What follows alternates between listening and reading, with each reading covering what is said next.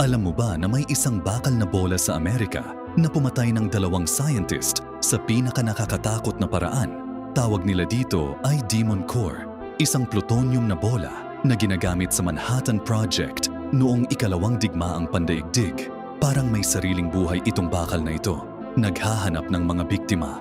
Noong 1945, si Harry Daghlian ay nag-i-eksperimento nang aksidenteng nahulog ang tungsten brick sa ibabaw ng core. Biglang sumiklab ang radiation. Hindi siya namatay agad.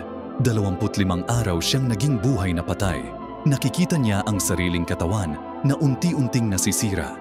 Ilang buwan lang pagkatapos, si Louis Slotin naman ang nasunod. Habang nagde-demonstrate sa mga kasama, nadulas ang kanyang screwdriver.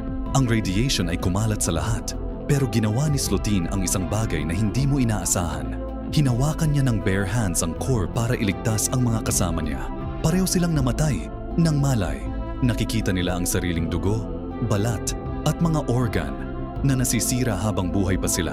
Ang Demon Core na iyon, ginamit din sa bomba sa Nagasaki.